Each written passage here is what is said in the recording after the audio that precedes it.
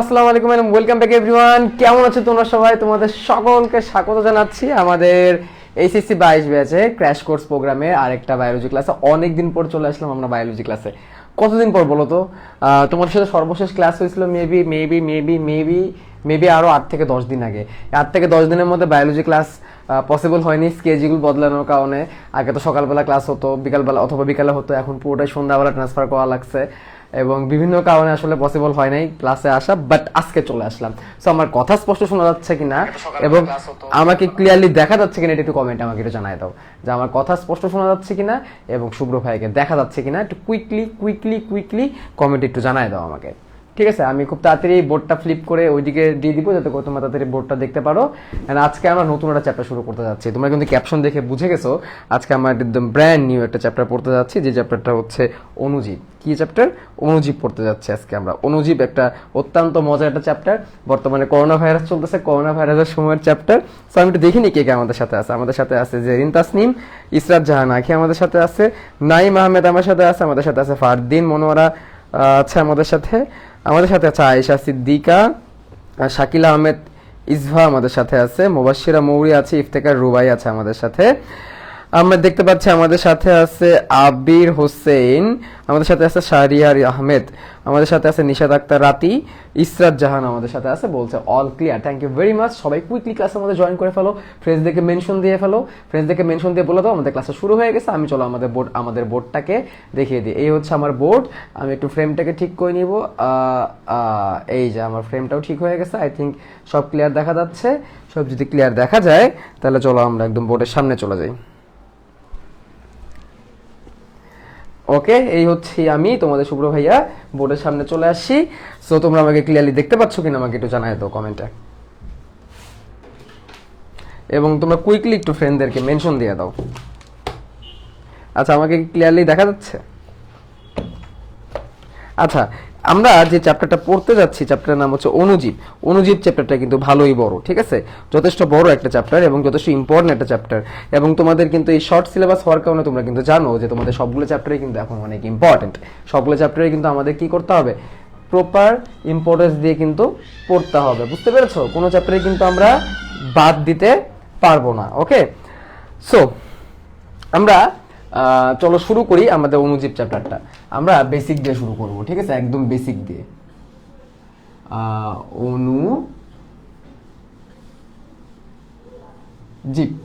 অণুজীব।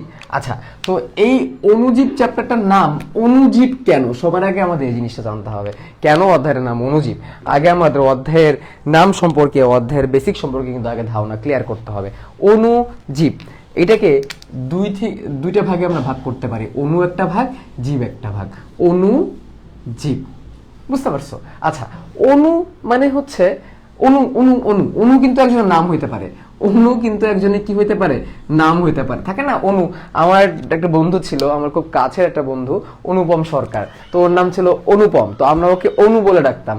তো তোমরা কিন্তু রবীন্দ্রনাথের একটা গল্প পড়েছো, যে গল্পে অনুপম নামের কিন্তু একটা ক্যারেক্টার ছিল, তাই না? তো তোমাদের একটু বলতে হবে সেই গল্পটার নাম কি, দেখি কার কার মনে আছে এই গল্পটার নাম কি। বাংলায় কিন্তু তোমরা পড়ছো।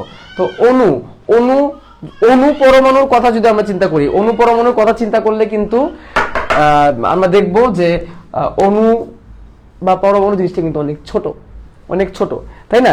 অণু বলতে এখানে অণুবীক্ষণকেও বলতে পারো বা আণুবীক্ষণকেও বলতে পারো। আণুবীক্ষণ মানে কি? এমন একটা জিনিস যেটা অনেক ছোট।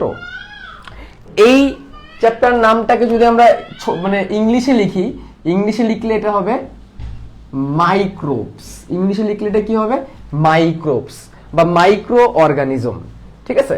আচ্ছা, অণু বলতে যে জিনিসটা অনেক ছোট, যেটাকে দেখতে গেলে অবশ্যই অণুবীক্ষণ যন্ত্র লাগবে। আর জীব জিনিসটা কি? জিনিসটা হচ্ছে একটা জীব। জিনিসটা হচ্ছে একটা জীব। তাহলে অণুজীব মানে এমন একটা জীব যাকে দেখতে গেলে অবশ্যই তোমার কি লাগবে? মাইক্রোস্কোপের হেল্প নেওয়া লাগবে, বা মাইক্রোস্কোপিক জীব বলতে পারি আমরা। এই জন্য এটাকে মাইক্রোব বলছে। মাইক্রোব। এই মাইক্রোবটাকে যদি আমি আরেকটু ভাগ করি তাহলে এটা হবে হচ্ছে, এটাকে আমি সুন্দর করে লিখলে হবে মাইক্রো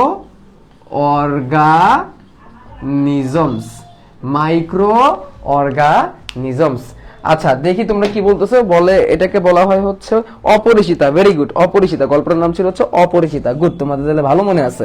অপরিচিতা গল্পে একটা ক্যারেক্টার ছিল যার নাম ছিল অনুপম, আর মেন ক্যারেক্টার আরেকজন ছিলেন, তার নাম ছিল হচ্ছে কল্যাণী। আর মামার নাম কি ছিল? শম্ভুনাথ, শম্ভুনাথ বাবু, তাই না?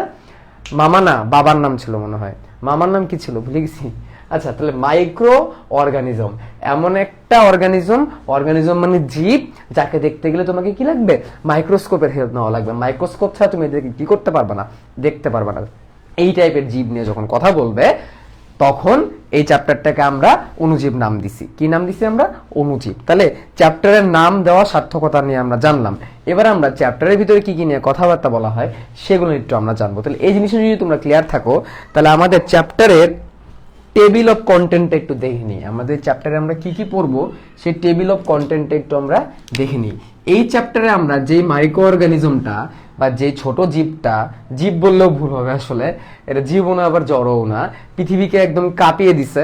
পৃথিবীকে 2020 সাল থেকে, এক কথায় বললে 2019-এর ইন্ডিং থেকে, নভেম্বর ডিসেম্বর থেকে। আমাদের বাংলাদেশে কত? আমাদের বাংলাদেশে এফেক্টটা পড়ছে হচ্ছে মার্চ মাসে, তাই না?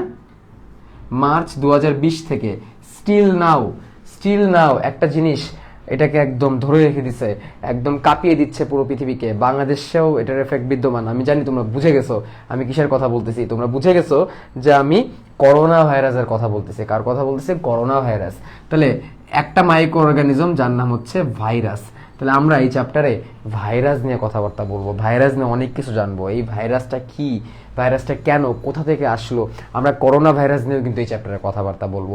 এই চ্যাপ্টারটা আমার ইন্টারেস্টিং চ্যাপ্টারের মধ্যে একটা, না আমার পছন্দের অন্যতম চ্যাপ্টারের মধ্যে একটা হচ্ছে অণুজীব বা মাইক্রো অর্গানিজম। তাহলে এখানে আমরা ভাইরাস নিয়ে কথাবার্তা বলবো। এইখানে আমরা আরেকটা জিনিস নিয়ে কথা বলবো, যেটা হচ্ছে ব্যাকটেরিয়া। ব্যাকটেরিয়া এটাকে ব্যাকটেরিয়াও বলে অনেকে। দেখো, এটা হচ্ছে একদম আদি কোষী জীব। এটা হচ্ছে আদি কোষী, একদম আদিম কাল থেকে সে ছিল, স্টিল এখনো আছে। পৃথিবীর সৃষ্টি থেকে সে ছিল, এখনো পর্যন্ত আছে। এই জন্য এটাকে আদি কোষী জীব বলা হয়, আদি কোষী। এর কিন্তু কোনো কোষ নাই, ভাইরাসের কিন্তু কোনো কোষ নাই। এদিকে আমরা পরে আসবো, আস্তে আস্তে আমরা আসবো। আচ্ছা, এরপরে কি? এরপরে আমরা জানবো হচ্ছে পরজীবী নিয়ে, যে পরজীবীটার নাম হচ্ছে ম্যালেরিয়া পরজীবী। যে পরজীবীটার নাম হচ্ছে ম্যালেরিয়া প্যারাসাইট। আচ্ছা, অনেকে এই চ্যাপ্টারটাকে ভাইরাস এবং ব্যাকটেরিয়া চ্যাপ্টার নামে ডাকো। অনেকে বলে এই অধ্যায়ের নাম হচ্ছে ভাইরাস এবং ব্যাকটেরিয়া অধ্যায়। কি অধ্যায়? ভাইরাস এবং ব্যাকটেরিয়া অধ্যায়। তাহলে ম্যালেরিয়া কি বলবো? আচ্ছা, তোমাদের কাছে আমার একটা কোশ্চেন, তোমরা বলো তো ম্যালেরিয়া এটা ব্যাকটেরিয়া না ভাইরাস? দেখি কে বলতে পারো। এই ম্যালেরিয়াটা কি, সে ব্যাকটেরিয়া না ভাইরাস? দেখি কে এটার আনসার করতে পারে। ঠিক আছে, দেখি কে এটার রিয়েল রাইট আনসারটা করতে পারে। হোয়াট ইজ ম্যালেরিয়াটা কে? ম্যালেরিয়া কি ব্যাকটেরিয়া না ম্যালেরিয়া ভাইরাস? দেখি কে বলতে পারো এটা। এটার মধ্যে অনেকেরই প্যাচ লাগে, এটার অনেকেরই মিসকনসেপশন আছে, এবং আমারও ছিল। আমি যখন ইন্টারে পড়তাম তখন ম্যালেরিয়ার মধ্যে একটা মিসকনসেপশন আমার ছিল। আমি ম্যালেরিয়া বুঝতাম না সে কি ভাইরাস না ব্যাকটেরিয়া না সে অন্য কিছু। তো তোমাদের একটু বলতে হবে সে কে, ম্যালেরিয়াটা কে। দেখি কুইকলি কে কে বলতে পারো। তোমরা একটু ফ্রেন্ডদেরকে মেনশন দিয়ে দাও, আজকে ক্লাসে 500 হয়ে যাবে। ঠিক আছে।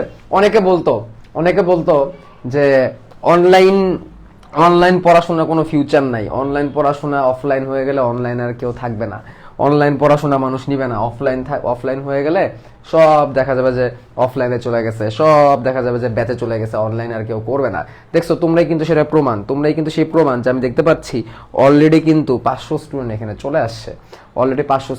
চলে আসছে, যেটা কিনা আমরা সেই প্রথম দিকে পাইতাম। ঠিক আছে, তো এটাই প্রুফ করে যে আসলে অনলাইন কোনো অংশে পিছায় না, অনলাইন কোনো অংশে অফলাইনের থেকে কম না। হ্যাঁ, আমি জানি অফলাইনে দরকার আছে, কারণ সামনে দেখে পড়া একটা মজাই অন্যরকম, বাট অনলাইনে যে হয় না এটা ভুল। তোমরা প্রমাণ করে দিছো আসলে অনলাইনেরও গুরুত্ব অনেক। Thank you. আচ্ছা দেখো, আমি বলি, অনেকে বলতেছে ব্যাকটেরিয়া, অনেকে বলতেছে ভাইরাস, কোনোটাই না। ম্যালেরিয়া ভাইরাসও না, ম্যালেরিয়া ব্যাকটেরিয়াও না। ম্যালেরিয়া হচ্ছে একটা পরজীবী। সে কোন পরজীবী? সে হচ্ছে একটা প্রোটিস্টা রাজ্যের অন্তর্গত। কি? প্রোটিস্টা রাজ্যের অন্তর্গত একটা পরজীবী। তার মানে সে ব্যাকটেরিয়ার ধারে কাছে নাই। আচ্ছা, এটা বুঝতে গেলে তোমাদেরকে আরেকটা জিনিস সম্পর্কে ক্লিয়ার হতে হবে। আমরা 5টা রাজ্য পড়ছিলাম, মনে আছে? একটু মনে করো তো, 9-10-এ একটু মনে করার চেষ্টা করো। 9-10-এর পড়া আমরা টোটাল 5টা রাজ্য পড়ছিলাম। কয়টা রাজ্য পড়ছিলাম? 5টা রাজ্য পড়ছিলাম। ঠিক আছে, আমরা 5টা রাজ্য পড়ছিলাম। নাম্বার 1 রাজ্যের নাম কি ছিল? মনেরা। নাম্বার 2 রাজ্যের নাম কি ছিল? প্রোটিস্টা। আবার কালি শেষ রে কলমের। নাম্বার 3 ছিল কি? ফানজাই। নাম্বার 4 ছিল কি? প্লান্টি। এবং নাম্বার 5 ছিল হচ্ছে অ্যানিমেলিয়া। একটু মনে করো, ক্লাস 9-10 পড়া এগুলা। এই 5টা রাজ্য আমাদের ছিল, এই 5টা kingdom, Monera kingdom, Protista kingdom, fungi kingdom, Plantae kingdom, Animalia kingdom. ঠিক আছে, তো এর মধ্যে অ্যানিমেলিয়ার মধ্যে আমরা আছি, এটা নিয়ে কোনো কথাবার্তা বলার দরকার নাই। প্লান্টির মধ্যে গাছ আছে, আপাতত এগুলো নিয়ে কথাবার্তা আমরা বলবো না। নগ্নবীজা বিদিতির সময় আমরা প্লান্টিতে যাব। ফানজাই মানে হচ্ছে ছত্রাক। ছত্রাকের জন্য আলাদা একটা চ্যাপ্টারই আছে, শৈবাল ছত্রাক চ্যাপ্টারে। আর শৈবালগুলা পড়ছে হচ্ছে প্রোটিস্টার মধ্যে। প্রোটিস্টার মধ্যে কে পড়ছে? শৈবালগুলা পড়ছে। বাকি থাকলো হচ্ছে মনেরা। এই মনেরা রাজ্যের অন্তর্ভুক্ত হচ্ছে ব্যাকটেরিয়া, এরা হচ্ছে আদিকোষী। মনেরা রাজ্যের অন্তর্ভুক্ত কারা? ব্যাকটেরিয়া, এরা হচ্ছে আদিকোষী। তার মানে এই যে রাজ্যগুলা পড়লাম, এর মধ্যে শুধু মনেরাটা হচ্ছে আদিকোষী। মনেরাটা কি? আদিকোষী। মনেরাটা কি? আদিকোষী। আর বাকি যে 4টা আমরা নিচে লিখলাম, এগুলো হচ্ছে প্রকৃত কোষী। এগুলো কি? এগুলো হচ্ছে প্রকৃত কোষী। এগুলো হচ্ছে কি? প্রকৃত কোষী। তাহলে মনেরাটা আদিকোষী বলেই সে ব্যাকটেরিয়া। তাহলে ব্যাকটেরিয়া কোন রাজ্যের অন্তর্ভুক্ত? ব্যাকটেরিয়ারা মনেরা রাজ্যের অন্তর্ভুক্ত। ভাইয়া, ব্যাকটেরিয়া কোন রাজ্যের অন্তর্ভুক্ত? ব্যাকটেরিয়া মনেরা রাজ্যের অন্তর্ভুক্ত। বুঝতে পারছো? তাহলে ব্যাকটেরিয়া মনেরা রাজ্যের অন্তর্ভুক্ত। বাকি যে 4টা রাজ্য আছে ওইগুলো হচ্ছে প্রকৃত কোষী। এগুলো হচ্ছে কি? প্রকৃত কোষী। তাহলে ভাইরাস কোন রাজ্যের অন্তর্ভুক্ত? ভাইরাসটাকে আমি কোন রাজ্যের মধ্যে ফেলাবো? দেখো, প্রথম কথা হচ্ছে ভাইরাস সে কোনো, কি বলবো, সে কোনো জীবের অন্তর্ভুক্ত পড়ে না, তার কোনো কোষই নাই। বুঝছো? আমার কথাটা ভালো করে বোঝো। ভাইরাসের কোনো কোষই নাই, সে কোনো জীবের অন্তর্ভুক্ত না। এই জন্য ভাইরাসকে আমি 5টা রাজ্যের মধ্যে ফেলাবো না। ভাইরাসের জন্য আলাদা রাজ্যই আছে, ভাইরাসের রাজ্য। ভাইরাসের রাজ্য আলাদা, কারণ ভাইরাস সে জীবও না, সে জড়ও না। তাহলে এই 5 রাজ্যের মধ্যে ভাইরাস পড়তেছে না। তাহলে এই ম্যালেরিয়াটা কোন জায়গায়? দেখো, প্রোটিস্টা নামের একটা রাজ্য দেখতেছো, প্রোটিস্টা, যেখানে বলছিলাম শৈবাল থাকে। এই প্রোটিস্টার মধ্যে একটা পার্ট আছে যেখানে অ্যামিবারাও থাকে। কারা থাকে? অ্যামিবারাও থাকে। প্রোটোজোয়া মনে আছে? দেখো তো, একটু মনে করার চেষ্টা করো। প্রোটোজোয়া, দেখো তো, বাচ্চাকালে পড়ছিলাম প্রোটোজোয়া। এই প্রোটোজোয়া নামটা দেখো তো মনে পড়ে কিনা। প্রোটোজোয়া, প্রোটোজোয়া, প্রোটোজোয়া নামটা দেখো তো মনে করতে পারো কিনা। ঠিক আছে, একদম বাচ্চাকালে হয়তো তোমরা পড়ছিলে এই প্রোটোজোয়া। বুঝছো? তো এই প্রোটোজোয়া টাইপের একটা প্রাণী হচ্ছে ম্যালেরিয়া, আর প্রোটোজোয়াটা থাকে হচ্ছে প্রোটিস্টার আন্ডারে। তাহলে আমরা বলতে পারি এই প্রোটিস্টার আন্ডারে আছে হচ্ছে ম্যালেরিয়া। তাহলে ম্যালেরিয়াকে যদি কেউ ব্যাকটেরিয়া বলে তাহলে হবে, কারণ ব্যাকটেরিয়ারা আদিকোষী আর ম্যালেরিয়ারা পিওরলি প্রকৃত কোষী। তার মানে এদের দুজনের কোষের মধ্যেই কোনো মিল নাই। ব্যাকটেরিয়ারা আদিকোষী, এদের নিউক্লিয়াস সুগঠিত না, এদের 70S রাইবোজোম, এদের অন্যান্য কোষীয় অঙ্গাণু সেভাবে থাকে না। ম্যালেরিয়াদের, পরজীবীদের এগুলো থাকে, এরা প্রকৃত কোষী। তারপরে দুটো টাইপই আলাদা, ব্যাকটেরিয়ার ম্যালেরিয়ার দুটো টাইপই কিন্তু আলাদা। ঠিক আছে, তাহলে ব্যাকটেরিয়া হচ্ছে মনের রাজ্যের অন্তর্ভুক্ত, আর ম্যালেরিয়ারা হচ্ছে কি? প্রোটিস্টা রাজ্যের অন্তর্ভুক্ত। ব্যাকটেরিয়ারা মনের রাজ্যের অন্তর্ভুক্ত, আর ম্যালেরিয়ারা হচ্ছে প্রোটিস্টা রাজ্যের অন্তর্ভুক্ত। কোন রাজ্য? প্রোটিস্টা। আর ভাইরাসটা একদম পুরোপুরি আলাদা একটা রাজ্য পেয়ে গেছে, ভাইরাসের রাজ্য, সে একদমই ডিফারেন্ট জিনিস। তাহলে প্রথমে আমরা এই 3টা যেটা নিয়ে চ্যাপ্টারটা তৈরি, এই চ্যাপ্টারের একদম বেসিক জিনিসগুলো আমরা আগে ক্লিয়ার করলাম। কোনটা কার মধ্যে পড়ে, কোনটা কার অন্তর্ভুক্ত, এই জিনিসগুলো কিন্তু আমরা কি করে ফেললাম? বেসিকটা কিন্তু ক্লিয়ার করে ফেললাম। তো এই বেসিকটা ক্লিয়ার করার পরে এখন আমরা যদি ভিতরে ঢুকি আমাদের কিন্তু ইজি হয়ে যাবে। বুঝতে পারছো? তাহলে যারা যারা এই চ্যাপ্টারটাকে ভাইরাসের ব্যাকটেরিয়ার চ্যাপ্টার বলো, তারা কিন্তু ম্যালেরিয়ার উপর কি করো? ম্যালেরিয়ার উপর কিন্তু তারা মানে অবিচার করো। বুঝছো? বলবা যে ব্যাকটেরিয়া ভাইরাসের ম্যালেরিয়ার চ্যাপ্টার, তাহলে কাজ হবে। বুঝছো? বা ব্যাকটেরিয়া ভাইরাস এবং পরজীবীর চ্যাপ্টার, তাহলে ভালো হবে। তাহলে যারা এটাকে ব্যাকটেরিয়া ভাইরাসের চ্যাপ্টার ভাবো, তারা ম্যালেরিয়াকে আবার ব্যাকটেরিয়া ভাইরাসের মধ্যে ফালানোর চেষ্টা করো না। ম্যালেরিয়া ভাইরাসও না, ম্যালেরিয়া ব্যাকটেরিয়াও না। ম্যালেরিয়া হচ্ছে প্রোটিস্টা রাজ্যের অন্তর্গত একটা প্রোটোজিয়ান প্রাণী। প্রাণী বললে বলা হবে জীব আর কি। প্রাণী তো হচ্ছে অ্যানিমেলিয়া রাজ্যের মধ্যে। বুঝতে পারছো এই কথাটুকু? তো আমি এইটুকু যে বলছি, এইটুকু ক্লিয়ার কিনা তোমাদের?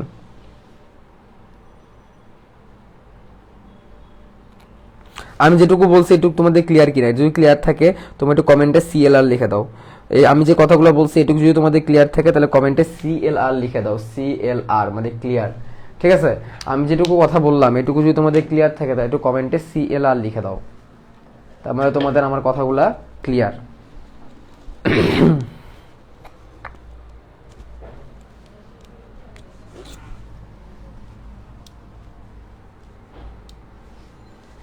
একদম বেসিক নিয়ে জানলাম আমরা, একদম পুরাই বেসিক।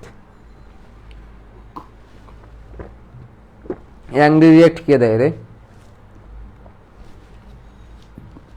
এখনো দেখতেছি 530 জন আছে। বাহ, অনেক সুন্দর, অনেক সুন্দর। আগের থেকে বরঞ্চ বেড়ে গেছে আমাদের ক্লাসের স্টুডেন্ট, তাই না? ওকে ওকে, একদম পরিষ্কার সবাই বলতেছো, থ্যাংক ইউ।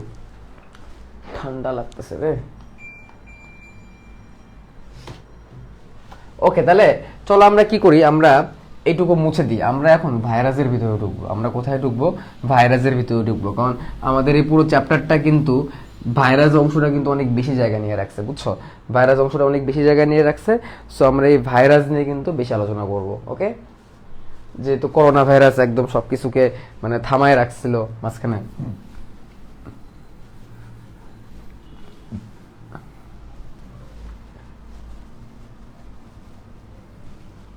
তো মাইক্রো অর্গানিজমের মধ্যে আমরা প্রথমে ভাইরাস নিয়ে ডিসকাশন শুরু করব।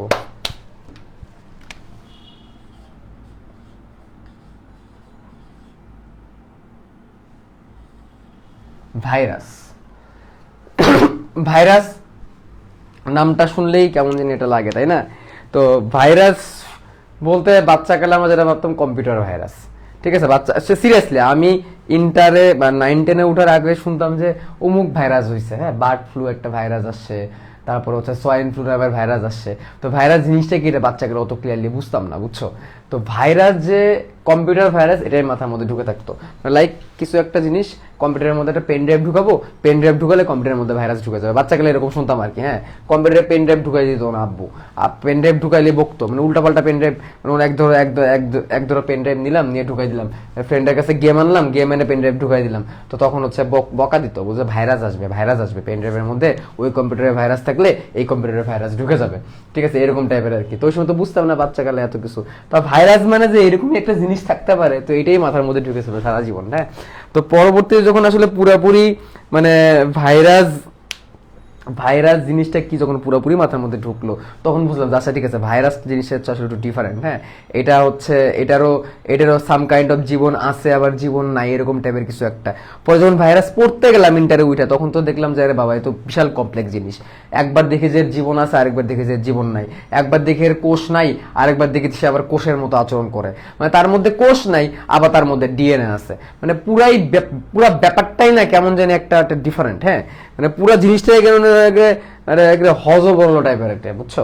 তাহলে আমি চলো একটু আঁকাই আমরা একটা ভাইরাসের বেসিক ভাইরাস দেখতে কেমন হয়, চলো একটু আমরা আঁকাই, হ্যাঁ। একটা ভাইরাসের ভেতরে থাকবে কি? একটা ভাইরাসের ভেতরে থাকবে একটা ডিএনএ। একটা ভাইরাসের ভেতরে কি থাকবে? একটা ডিএনএ থাকবে। তো যে দ্বিসূত্রক ধরো একটা ডিএনএ আঁকাই দিলাম, হ্যাঁ। আমি একদম প্রথমে ভাইরাসটা আঁকায় দেখাইতেছি, বুঝছো? এটা বেসিক ভাইরাস, মানে একদম শেপ টু শেপ মিলা রাখবে এরকম না। এটা ধরো একটা ডিএনএ, হ্যাঁ। ডিএনএ তো দ্বিসূত্রক হয়, তাহলে এইভাবে দ্বিসূত্রক করে দেওয়া ট্রাই করি, দাঁড়াও। এই ধরো দ্বিসূত্রক একটা ডিএনএ ধরো আমি আঁকাইলাম, বুঝছো? এটা হচ্ছে একটা কি? একটা হচ্ছে ডিএনএ। আমার ভাইরাস শুনলে করোনার কথা মনে পড়ে, হ্যাঁ। তোমাদের জেনারেশন তো ভাইরাস বলতে সারা জীবন করোনাকে মনে রাখবে। আচ্ছা, তাহলে এটা হচ্ছে একটা ডিএনএ, এর মধ্যে কোনো কোষ টোষ মোষ কিছু নাই। ডাইরেক্ট আমি কি আঁকাই দিলাম? একটা ডিএনএ আঁকাই দিলাম, ডিঅক্সিরাইবোনিউক্লিক অ্যাসিড, ঠিক আছে? ডিএনএ, একটা ডিএনএ আঁকাই দিলাম। আচ্ছা, আবার এটা আরএনএ দিয়েও হইতে পারে। যেমন ধরো একটা আরএনএ, এটা হচ্ছে কি একটা আরএনএ, এটা হচ্ছে কি একটা আরএনএ। তাহলে ভাইরাস দুই রকমের হইতে পারে। প্রথম কথা ভাইরাস দুই রকমের হইতে পারে। ভাইরাস ডিএনএ দিয়েও তৈরি হইতে পারে, আবার ভাইরাস আরএনএ দিয়েও তৈরি হতে পারে। তাহলে দুটো ডিএনএ আঁকাইলাম, একটা ডিএনএ আঁকাইলাম, একটা আরএনএ আঁকাইলাম। এবার কি আঁকাবো? এবার এটার চারিদিকে আমরা একটা প্রোটিনের আবরণ আঁকাই দিব। কিসের আবরণ আঁকাই দিব? প্রোটিন দিয়ে তৈরি একটা আবরণ আঁকাই দিব। এই দেখো, একটা প্রোটিন দিয়ে তৈরি একটা আবরণ আঁকালাম, যে আবরণটা কি দিয়ে তৈরি ভাইয়া? প্রোটিন দিয়ে তৈরি। একটা আবরণ আঁকালাম, যে আবরণটা কি দিয়ে তৈরি? প্রোটিন দিয়ে তৈরি। তাহলে চলো সেটা আমরা এখানেও আঁকাই দিই। তাহলে এই দেখো, একটা আবরণ আঁকাই দিলাম, আবরণটা কি দিয়ে তৈরি? প্রোটিন দিয়ে তৈরি। তাহলে এটা আমি লিখে দিই এখানে, প্রোটিন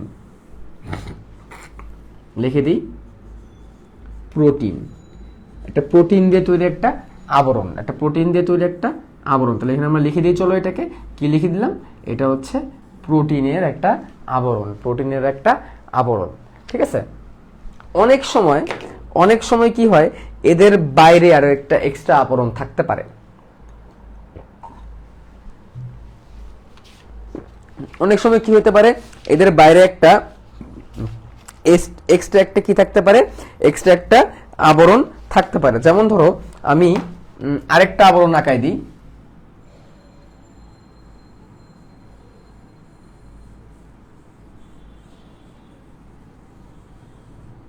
এটা বিভিন্ন রকমের উপাদান দিয়ে তৈরি হতে পারে।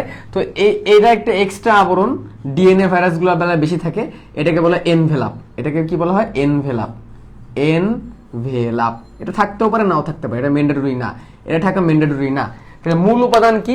মূল উপাদান হচ্ছে একটা ডিএনএ আর একটা হচ্ছে প্রোটিন, অথবা একটা আরএনএ অথবা একটা প্রোটিন। ঠিক আছে? আচ্ছা, তাহলে ডিএনএ আরএনএ এগুলো হচ্ছে কমন। ডিএনএ আরএনএ এটা একটা কমন, ডিএনএ অথবা আরএনএ এগুলো একটা কমন। তো ডি আর আর কে বাদ দিলে কি থাকলো? এনএ। কি থাকলো? এনএ। এনএ মানে না, এনএ মানে হচ্ছে নিউক্লিক অ্যাসিড। এনএ মানে কি? এনএ মানে হচ্ছে নিউক্লিক অ্যাসিড। এনএ মানে কি? Nucleic acid. তাহলে ডিএনএ একটা নিউক্লিক অ্যাসিড, আরএনএ একটা নিউক্লিক অ্যাসিড। ডিএনএ মানে হচ্ছে ডিঅক্সিরাইবোনিউক্লিক অ্যাসিড, আরএনএ মানে হচ্ছে রাইবোনিউক্লিক অ্যাসিড। এগুলো তোমরা জানো। তাহলে দুই ধরনের নিউক্লিক অ্যাসিড দিয়ে একটা ভাইরাস তৈরি হতে পারে। ডিঅক্সিরাইবোনিউক্লিক অ্যাসিড দিয়ে ভাইরাস তৈরি হতে পারে, আর রাইবোনিউক্লিক অ্যাসিড দিয়ে ভাইরাস তৈরি হতে পারে। যেটা দিয়ে তৈরি হবে সেটাকে সেই ভাইরাস বলবে। যেমন যে ভাইরাসের ভেতরে ডিএনএ থাকে সেটাকে বলা হবে ডিএনএ ভাইরাস, যে ভাইরাসের ভিতরে আরএনএ থাকে সেটাকে বলা হবে আরএনএ ভাইরাস। বলো তো করোনা কি প্রকৃতির ভাইরাস? কে কে বলতে পারবা দেখি, করোনা কি প্রকৃতির ভাইরাস? আচ্ছা, বাইরের যে প্রোটিন আবরণটা, বাইরের যে প্রোটিন আবরণটা, এটাকে একটা সুন্দর নামে ডাকা হয়। এটাকে একটা সুন্দর নামে ডাকা হয়। সেই সুন্দর নামটা কি জানো? সেই সুন্দর নামটা হচ্ছে ক্যাপসিড। কি নামে ডাকা হয় ভাইয়া বলো তো? সেই সুন্দর নামটা কি? সুন্দর নামটা হচ্ছে কি বলো তো? কুইকলি কুইকলি দেখি কে বলতে পারে, আমি লিখে ফেলছি কিন্তু। সেই সুন্দর নামটা হচ্ছে ক্যাপসিড। সুন্দর নামটা হচ্ছে কি? ক্যাপসিড। সেই সুন্দর নামটা কি? সুন্দর নামটা হচ্ছে ক্যাপসিড। তাহলে প্রোটিনের আবরণটাকে বলা হয় ক্যাপসিড। আর এই যে এনভেলাপ, এনভেলাপটা কি দিয়ে তৈরি? এনভেলাপটা হচ্ছে লিপিড আর প্রোটিন দিয়ে তৈরি। কি দিয়ে তৈরি? লিপিড। লিপিড মানে ওয়ান কাইন্ড অফ ফ্যাট টাইপের বলতে পারো। লিপিড আর প্রোটিন দিয়ে তৈরি। একসাথে এটাকে লিপোপ্রোটিন বলে। একসাথে এটাকে কি বলে? লিপোপ্রোটিন। এটা থাকতেও পারে, নাও থাকতে পারে, এটা থাকাটা ম্যান্ডেটরি না। মূল উপাদান দুইটা, ক্যাপসিড আর নিউক্লিক অ্যাসিড। ক্যাপসিড আর নিউক্লিক অ্যাসিড। নিউক্লিক অ্যাসিড থাকবে ভেতরে আর ক্যাপসিড থাকবে বাইরে। নিউক্লিক অ্যাসিড থাকবে ভেতরে আর ক্যাপসিড থাকবে হচ্ছে বাইরে। বুঝছো? তাহলে এই যে যে দুটো জিনিস, এখানে কিন্তু কোনো কি বলবো কোষ নাই, এখানে কোনো নিউক্লিয়াস নাই, এখানে কোনো রাইবোজোম টাইবোজোম কিচ্ছু নাই। তার মানে এটাকে আমি একটা কোষ বলতে পাই না কোনোভাবে। এটা একটা ডিএনএ ভাইরাস, এটা একটা আরএনএ ভাইরাস, বাট এদেরকে আমি কোনোভাবে কি বলতে পারি না? কোষ বলতে পারি না।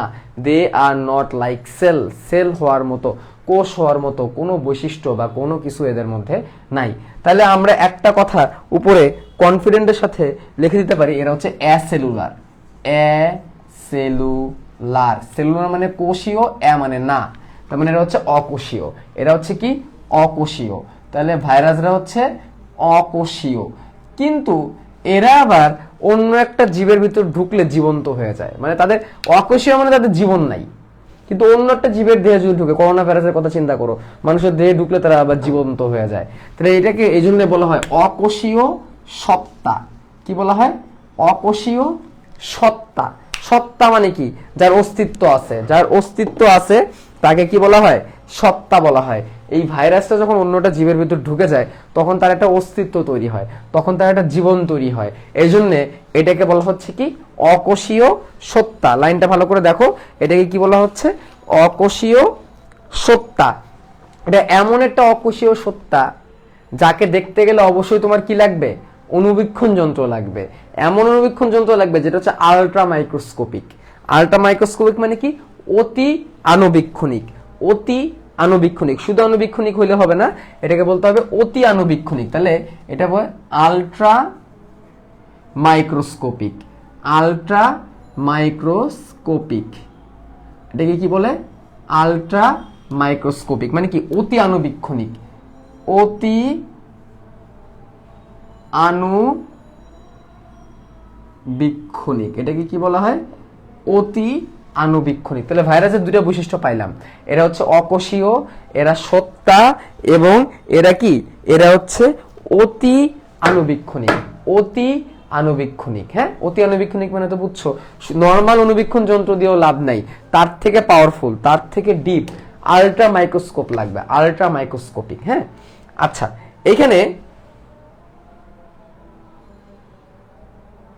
এই উল্টাপাল্টা কে কি বলতেছে দেখি।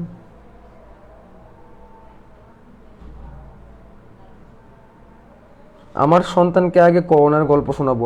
বাবা আগে ইন্টারটা পাস করো, তারপরে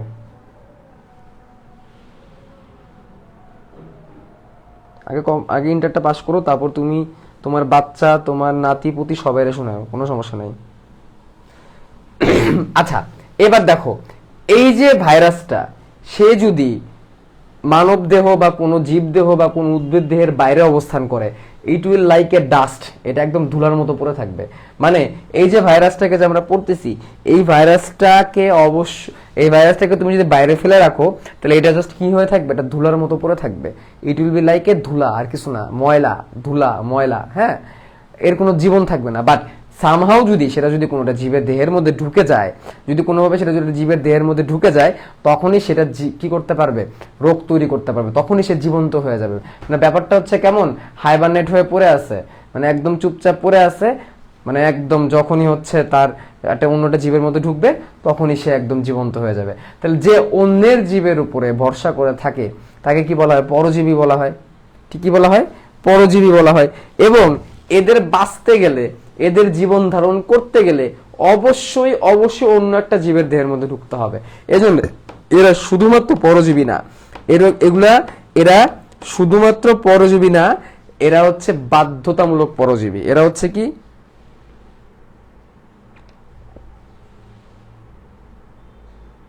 আচ্ছা কন্ট্রিবিউটরের মধ্যে কেউ যদি থাকো, যে রেদওয়ান ইসলাম রওহারে একটু মিউট করে দাও তো, একেবারে 40 দিনের জন্য মিউট করে দাও, এর থেকে বেশি থাকলে একেবারে এর থেকে মিউট করো। হ্যাঁ, রেদওয়ান ইসলাম রওহা, ঠিক আছে, এটা মিউট করো, 40 দিনের জন্য কমেন্ট থেকে মিউট করে দাও, সর্বোচ্চ যতদিন করা যায়। আচ্ছা এবার দেখো, এটা কি বলতেছিলাম, এরা হচ্ছে পরজীবী, শুধুমাত্র পরজীবী না, এরা হচ্ছে বাধ্যতামূলক পরজীবী। এরা কি হচ্ছে, এরা হচ্ছে বাধ্যতামূলক পরজীবী। এরা হচ্ছে বাধ্যতামূলক পরজীবী। মানে এরা যদি বাঁচতে চায়, তাহলে এদের অবশ্যই কি, পরজীবী হয়ে বাঁচতে হবে। এদের কিভাবে বাঁচতে হবে, পরজীবী হয়ে বাঁচতে হবে। দ্যাট ইজ ওয়াই দে আর হচ্ছে বাধ্যতামূলক পরজীবী। এরা হচ্ছে কি, বাধ্যতামূলক পরজীবী, অব্লিগেটরি প্যারাসাইট। তার মানে এরা যদি জীবদের বাইরে অবস্থান করে, তাহলে এরা জাস্ট ধুলার মতো, এরা জাস্ট ময়লার মতো, এদের কোনো অস্তিত্ব নাই। ঠিক আছে, যখনই এরা পরজীবীর মতো করে অন্যটা জীবের দেহের ভিতর ঢুকে যায়, তখনই এরা সক্রিয় হয়ে যায়, তখনই এরা রোগ তৈরি করতে পারে, তখন এদের ডিএনএ আরএনএ কাজ করা শুরু করে, এদের প্রোটিনগুলা কাজ করা শুরু করে। এই কারণে এরা হচ্ছে বাধ্যতামূলক পরজীবী। তাহলে এই সবগুলা জিনিসকে যদি আমরা একসাথে করি, তাহলে আমরা একটা কথা বলতে পারি, ভাইরাস হচ্ছে নিউক্লিক অ্যাসিড ও ক্যাপসিডের সমন্বয়ে তৈরি। নিউক্লিক অ্যাসিড মানে কি, ভিতরে ডিএনএ অথবা আরএনএ, ক্যাপসিড মানে কি, বাইরের যে প্রোটিনের আবরণ। তাহলে ভাইরাস হচ্ছে নিউক্লিক অ্যাসিড এবং প্রোটিনের সমন্বয়ে তৈরি, বা ক্যাপসিডের সমন্বয়ে তৈরি অতি আণুবীক্ষণিক অকোষীয় বাধ্যতামূলক পরজীবী, যা জীবদেহের বাইরে নিষ্ক্রিয় অবস্থায় থাকে, জীবদের অভ্যন্তরে প্রবেশ করে সক্রিয় হয়ে রোগ তৈরি করতে পারে। দেখো তোমাদের আবুল হাসান স্যারের বইয়ের মধ্যে এই সংজ্ঞাটাই দেওয়া। তাহলে আমি একটু আবার বলি, ভাইরাস হচ্ছে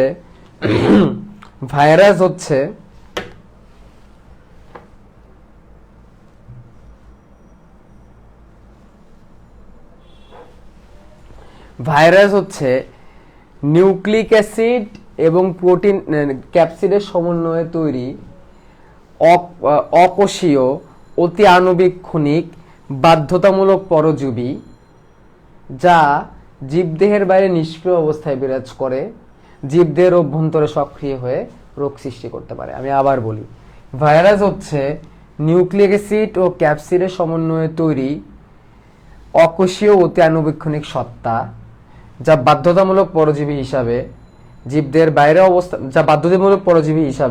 জীবদের অভ্যন্তরে প্রবেশ করে রোগ সৃষ্টি করতে পারে। তোমাদের আবুল হাসান স্যারের বইয়ের মধ্যে এই সংজ্ঞাটাই লেখা, ভাইরাস হলো নিউক্লিক অ্যাসিড ও প্রোটিন নিয়ে তৈরি অকোষীয় অত্যানুবীক্ষণিক বাধ্যতামূলক পরজীবী বস্তু, যা জীবদের অভ্যন্তরে সৃষ্টি হয়ে রোগ সৃষ্টি করে কিন্তু জীবদের বাইরে নিষ্ক্রিয় অবস্থায় বিরাজ করে। এই কথাটা তোমাদের আবুল হাসান স্যারের বইয়ের মধ্যে একদম প্রথম পেজে দেওয়া আছে এবং আই থিঙ্ক তোমাদের এটা মুখস্থ করা লাগবে না। তাহলে এই সংজ্ঞাটা তোমরা একটু লিখে ফেলো তো কমেন্টে কুইকলি সবাই। যে 500 জন এখানে আসছো সেই 500 জনই এখানে কি করো,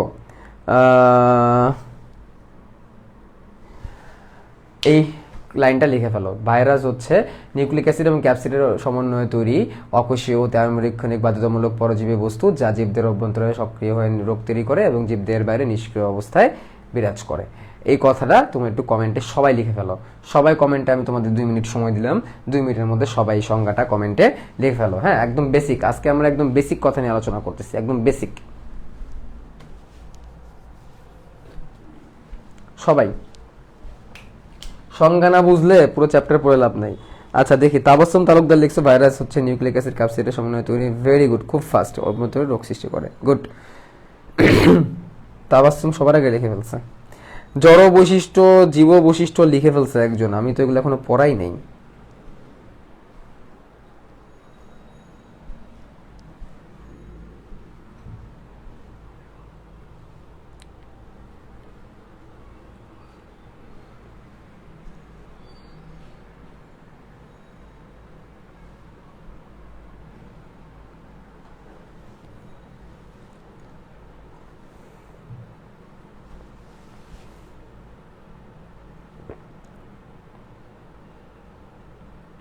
একজন বলছে সায়ানোব্যাকটেরিয়ার উদাহরণ দেন। কেন এখনই সায়ানোব্যাকটেরিয়া নিয়ে আমার কেন পড়তে হবে বলো? সায়ানোব্যাকটেরিয়ার সময় আসুক, পরে বলবো। সায়ানোব্যাকটেরিয়ার বিষয় বুঝতে গেলে তোমাদের আরও অনেক কিছু বুঝতে হবে। আমরা বলতো ভাইরাসে আছি, ভাইরাসে থাকি, ভাইরাসের ব্যাকটেরিয়ার মাঝখানে যে সায়ানোব্যাকটেরিয়া বলবো। বা খুব সুন্দর, সংখ্যাটা আর মুখস্থ করতে হবে না, এমনি মনে থাকবে। ইয়েস, এই জন্য লিখছি, এই জন্য তোমাদের এভাবে করে পড়াইছি। গুড, সবাই লিখে ফেলো কমেন্টে।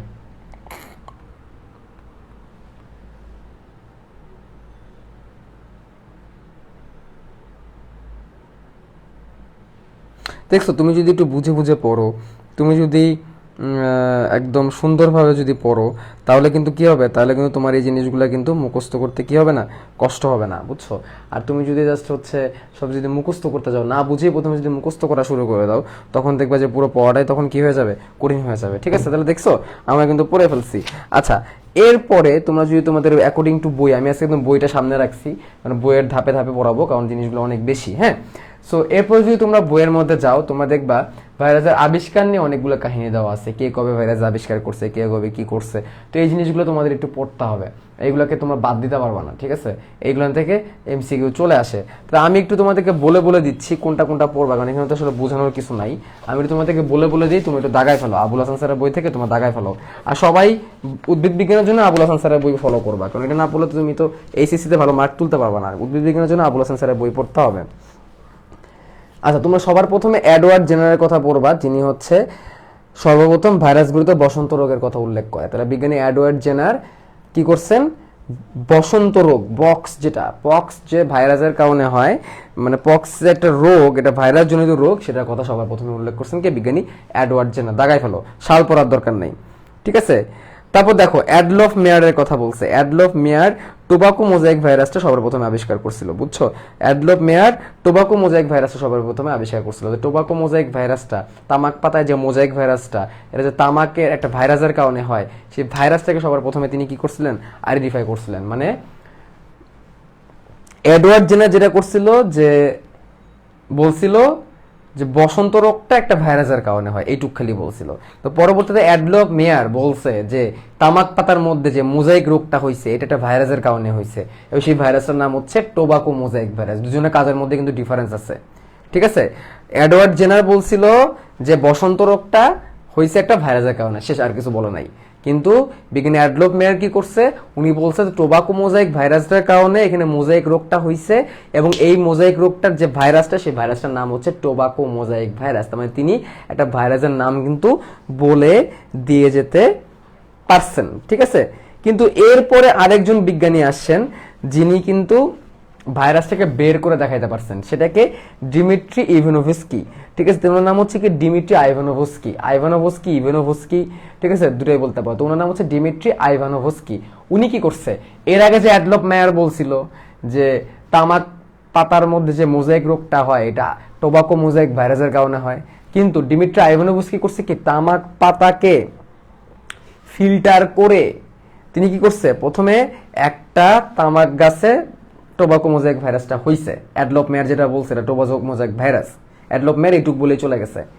তো উনি কি করছে, টোবাকো মোজাইক ভাইরাস একটা তামাক গাছকে আক্রমণ করছে, সেই তামাক গাছকে পিষে রসটা বের করে ফিল্টার করে ওই ভাইরাসটাকে নিয়ে একটা সুস্থ তামাক গাছের পাতায় ওই ভাইরাসগুলো পানি ছিটাই দিছে।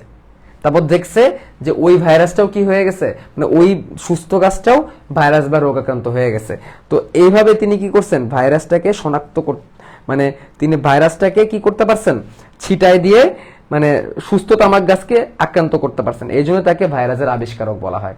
ঠিক আছে, তো এই কাহিনীগুলা কিন্তু তোমাদের একটু আলাদা আলাদা করে পড়তে হবে, এত সাল মনে রাখার দরকার নাই। ঠিক আছে, আমি যেটুকু দরকার সেটুকু বলতেছি। এবার দেখো ওয়াল্টার রিড, তিনি হচ্ছেন ইয়েলো ফিভার আবিষ্কার করছে, ওয়াল্টার রিড, এটা তোমরা দাগায় রাখো। এরপরে হচ্ছে বিজ্ঞানী স্ট্যানলি, তিনি স্ট্যানলি কি করছেন, তিনি এই যে টোবাকো মোজাইক ভাইরাস এটাকে ক্রিস্টাল করছেন বা কেলাস বানাইছেন। তার মানে কি, তিনি তামাক গাছের পাতা চিপে রস বের করে সেখান থেকে ভাইরাসটাকে আলাদা করছে, আলাদা করে সেই ভাইরাসটাকে একটা ক্রিস্টাল বানাইছে। কি বানাইছে, ক্রিস্টাল, বিজ্ঞানী স্ট্যানলি, এবং এই কারণে তিনি নোবেল পাইছে, এটা একটু মনে রাখতে হবে। এবং যেহেতু নোবেল পাইছে এই জন্য সালটা মনে রাখতে হবে 1946 সাল, 1946 সাল। তাহলে 1946 সালে বিজ্ঞানী স্ট্যানলিকে নোবেল দেওয়া হয়েছে। কেন নোবেল দেওয়া হয়েছে, তিনি তামাক গাছ থেকে ওই টোবাকো মোজাইক ভাইরাসটাকে আলাদা করে সেটাকে ক্রিস্টাল, এরকম মিশ্রির মতো, চিনির যে মিশ্রি আছে না, মিশ্রির মতো কি বানাইছে, ক্রিস্টাল বানাইছে, এই কারণে তাকে কি করা হয়েছে, নোবেল দেওয়া হয়েছে। তাহলে এই সালটা একটু পড়তে হবে, এতক্ষণ পর একটা সাল আমরা গুরুত্বপূর্ণ পাইলাম। এরপরে তোমরা কাটটা পড়বা, এরপর তোমরা পড়বা হচ্ছে শেফারম্যান এবং মরিসের কথা বলবা। শেফারম্যান এবং মরিস, তিনি হচ্ছে সায়ানো ব্যাকটেরিয়াকে ধ্বংস করে একটা ভাইরাস সায়ানোফাইজ আবিষ্কার করছে, এটা অতটা ইম্পর্টেন্ট না, জাস্ট দাগায় রাখো। এরপরে হচ্ছে বিজ্ঞানী লফের কথাটা মনে রাখবা, বিজ্ঞানী লফ কি বলছে, LWOFF, উনি বলছে ভাইরাস জীবো না, ভাইরাস জড়ও না, ভাইরাস ভাইরাসই, মানে ভাইরাস জীবো না, ভাইরাস জড়ও না, ভাইরাস হচ্ছে ভাইরাস। এই কথাটা কে বলছে, বিজ্ঞানী লভ বলছে, এই কথাটা কে বলছে, বিজ্ঞানী লভ বলছে, এটা দাগায় রাখো। এরপর দেখো একটা রোগ হয়ে গেলে মানুষের জীবন একেবারে শেষ হয়ে যায়, সেটার নাম কি, সেটার নাম হচ্ছে এইচআইভি হলে শেষ। তো এই এইচআইভিটাকে আবিষ্কার, এইচআইভি হলে মানুষ একদম গেল, মানুষের জীবন শেষ। তো এই এইচআইভির আবিষ্কারকের নাম হচ্ছে বিজ্ঞানী গ্যালো। তাহলে বিজ্ঞানী গ্যালো কি করছে, এইচআইভি আবিষ্কার করছে। গেল মানে এইচআইভি হলে, এইডস হলে যেরকম মানুষ গেল, মানুষ একদম শেষ, তাই বিজ্ঞানী গ্যালো কি করছে, এইচআইভিটাকে আবিষ্কার করছে, এইচআইভিকে আবিষ্কার করছে। এরপর তোমরা দাগাবো হচ্ছে হারভিজে ওয়াল্টারকে, এরপর তোমরা দাগাবা কাকে, হারভিজে ওয়াল্টার কি করছে, হেপাটাইটিস সি ভাইরাস আবিষ্কার করছে। হারভিজে ওয়াল্টার কি আবিষ্কার করছে, হেপাটাইটিস সি আবিষ্কার করছে। এগুলো সব দাগায় রাখো, একদিনে মুখস্থ করতে পারবে না, আলাদা আলাদা করে মুখস্থ করতে হবে। এবং সবশেষে বিজ্ঞানী বদেন এবং পিরির নাম দাগাও, বদেন এবং পিরি, তিনি হচ্ছে যে ভাইরাস যে প্রোটিনের ক্যাপসিড নিউক্লিক অ্যাসিড আবিষ্কার মানে তৈরি, এটাকে আবিষ্কার করছে কে, বিজ্ঞানী বদেন এবং পিরি, মানে পিরিতে বসেন, বদেন আর পিরি, বদেন থেকে মনে রাখবা বসেন, পিরি থেকে মনে রাখবা পিরিতে বসেন, ওনারা টুল নিয়ে বলতেছে বদেন পিরি, বসেন পিরি। উনি কি আবিষ্কার করছে, ভাইরাসের রাসায়নিক গঠন বর্ণনা করছে। ঠিক আছে, নিউক্লিক অ্যাসিড ক্যাপসিড বর্ণনা করছে। আমি প্রথম থেকে আবার একটু বলি। প্রথমে আমরা পড়ছি এডওয়ার্ড জেনার, তিনি বলছেন বসন্ত রোগটা ভাইরাসের কারণে হয়, শেষ। এরপরে আমরা পড়ছি হচ্ছে অ্যাডলফ মেয়ার, তিনি বলছেন তামাকের গায়ে যে রোগটা হচ্ছে এটা টোবাকো মোজাইক ভাইরাসের কারণে হচ্ছে, শেষ। এরপরে পড়ছে দিমিত্রি আইভানোভস্কি, তিনি কি করছেন, অসুস্থ গাছ থেকে টোবাকো মোজাইক ভাইরাস নিয়ে একটা সুস্থ গাছকে অসুস্থ করে দিয়েছেন, এজন্য তিনাকে ভাইরাসের আবিষ্কারক বলা হয়। এরপরে আমরা কি পড়ছি, ওয়াল্টার রিড পিৎজোর আবিষ্কারক। এরপর আমরা কি পড়ছি, স্ট্যানলি, তিনি ভাইরাসে কি করছেন, ক্রিস্টাল করে 1946 সালে কি পাইছেন, নোবেল পাইছেন। এরপর আমরা কি পড়ছি, আমরা পড়ছি শেফারম্যান মরিস সায়ানোব্যাকটেরিয়া ধ্বংসকারী সায়ানোফাইজ আবিষ্কার করছে। এরপর আমরা পড়ছি বিজ্ঞানী লফের কথা, যিনি বলছেন ভাইরাসই, সে জীবও না, জ্বরেও না। এরপরে আমরা পড়ছি গ্যালোর কথা, গ্যালো হচ্ছে এইচআইভি আবিষ্কার করছে। তারপর আমরা পড়ছি হারভিজা অল্টারের কথা, যেটা হচ্ছে হেপাটাইটিস সি আবিষ্কার করছে। আর সবশেষে আমরা পড়ছি হচ্ছে বদেন এবং পিরির কথা। বদেন এবং পিরি কি করছে? সে আবিষ্কার করছে নিউক্লিক অ্যাসিড আর ক্যাপসিড দিয়ে তৈরি। অনেকে প্রশ্ন করতেছে ভাই ক্রিস্টাল কি? ক্রিস্টাল হচ্ছে একটা রাসায়নিক বস্তু, একটা বিশেষ শেপ। যেমন চিনির দানা মিলে মিশ্রি বানায় না, চিনির মিশ্রি, শুনুন নাম চিনির মিশ্রি, এটা একটা ক্রিস্টাল বলতে পারো। চিনি তো একটা রাসায়নিক বস্তু, তাই না? চিনি তো রাসায়নিক বস্তু, C12H22O11, কিন্তু এর একটা কি আছে? শেপ আছে, তাই না? চিনির তো একটা কি আছে? শেপ আছে। ওই শেপটা হচ্ছে ক্রিস্টাল। কোনো রাসায়নিক বস্তু যদি, কোনো রাসায়নিক যৌগ যদি এরকম কঠিন হয়ে যদি সুন্দর একটা শেপ লাভ করে, তখন সেটাকে আমরা ক্রিস্টাল বলি।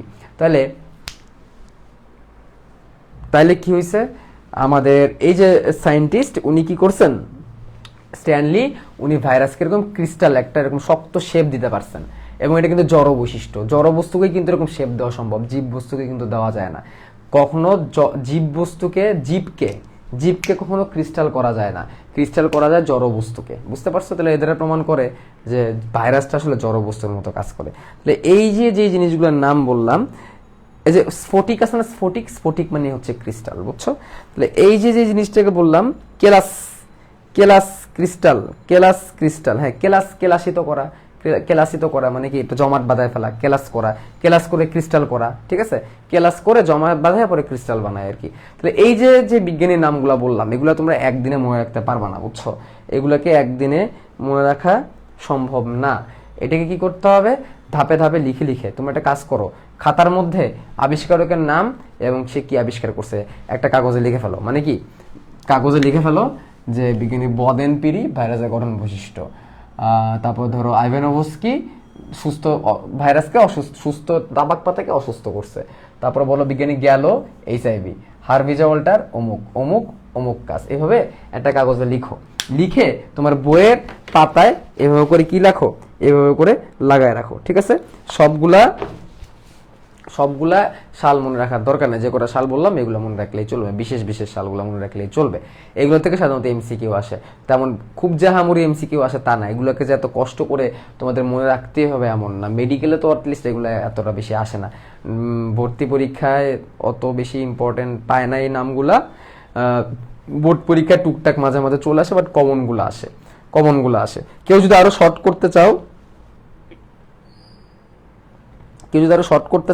তাহলে আমি বলবো তোমরা এডওয়ার্ড জেনারেলটা পড়ো, দিমিত্রি ইভানোভস্কিটা পড়ো, অ্যাডলফ মেয়ারেরটা পড়ো, তারপরে স্ট্যানলিরটা পড়ো, তারপরে হচ্ছে লফেরটা পড়ো, সরি গ্যালোরটা পড়ো, বদেন পিরিটটা পড়ো। এই কটা পড়লেই চলবে, ঠিক আছে? আছেই তো কয়েকটা, এই বাদ দিবা কেন বলো তো? এইগুলা শুধু শুধু শুধু শুধু বাদ দিয়ে কি হবে? কয়েকটা আছে, একটু কষ্ট কষ্ট করে পড়ে ফেলো। বদেনোপিরি কি একজন? না বাবা, বদেনোপিরি দুইজন। বদেনোপিরি এখানে দুইজন মানুষ, একজন না, ঠিক আছে? তাহলে খাতায় লিখো, খাতায় লিখে বইয়ের মধ্যে লাগায় রাখো, অথবা দেওয়ালে টানায় রাখো, অথবা যারা হোয়াইট বোর্ড কিনছো তারা হোয়াইট বোর্ডের মধ্যে লিখে রাখো, তাহলে কাজ হয়ে যাবে, ঠিক আছে? ভাইরাস কোথায় কোথায় থাকে? ভাইরাস মাঠে ঘাটে জঙ্গলে, আমার হাতে পায়ে, আমার নখে, আমার দাঁতে, চুলে, চশমাতে, আমার মোবাইলে, আমার গ্লাসে, কোল্ড ড্রিঙ্কসে, তোমাদের তুমি যে সিটে বসে আসো সেই সিটে, তোমার যে মোবাইলের গায়ে, তোমার ল্যাপটপের গায়ে, আমার এই দেওয়ালে, আমার এই হোয়াইট বোর্ডে, আমার এই মার্কারে, আমার এই মার্কারের মাথায় খুঁজলে million million million million virus পাওয়া যাবে, ঠিক আছে? তার মানে ভাইরাস হচ্ছে বনে জঙ্গলে সব জায়গায় অবস্থান করে, বুঝতে পারছো? সব জায়গায় অবস্থান করে কে?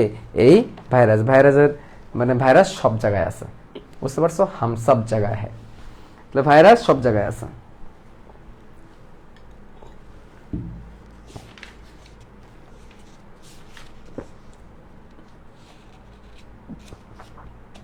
দেখি কে কি বলতেছো।